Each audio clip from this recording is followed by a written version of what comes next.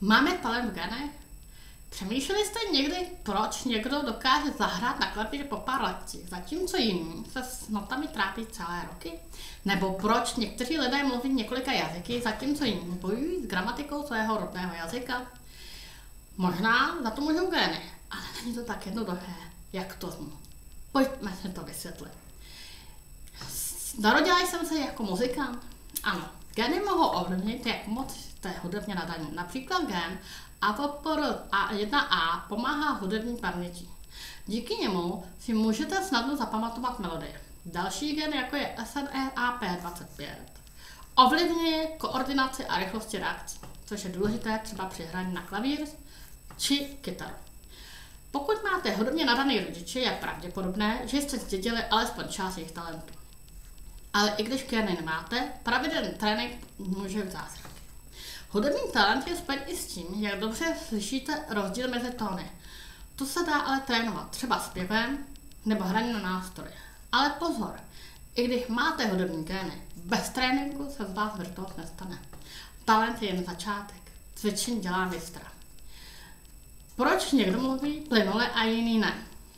Za schopnost učit si jazyk může částečně gen FOXP2, který ovlivňuje, jak se náš mozek učí a rozumí řeči. Pokud tento gen funguje správně, máte větší šanci snadno zvládnout nové jazyky. FOXP2 je gen, který odlišuje lidi od ostatních zvířat. Díky němu jsme schopni složité řeči, zatímco třeba šimpanzi ne. Lidé, kteří vyrůstají ve vícejazyčném prostředí, mají často lepší schopnost učit se další jazyky. Jejich mozek je na to vytrénovaný. Ale stejně jako u hudby, bez praxe to nepůjde. Když budete jazyky poslouchat, mluvit, učit se, váš mozek se přizpůsobí, zlepší se, i když nemáte jazykové gény. Kreativita, ať už hudební nebo jazyková, je ovlivněna gény spojeným s dopaminem, například DRD2. Dopamin je chemická látka v mozku, která ovlivňuje naši motivaci a schopnost přemýšlet mimo krabici. Lidé si s vyšší hladinou dopaminu v mozku mají často větší schopnost improvizace a přicházejí s novými nápady. Kreativita není jen o genech. Když se obklopíte hudbou, knihami nebo kreativními lidmi, vaše kreativita poroste, ať už máte nebo nemáte geny. Talent vrozený nebo získaný. Gény vám mohou dát startovací čárou, ale to, kam to dotáhnete, záleží jen na vás. I když nemáte ideální gény, můžete díky tréninku, píli a motivaci dosáhnout skvělých výsledků. Naopak, někdo s perfektními gény, kdo se nesnaží, svůj talent nikdy nerozvine.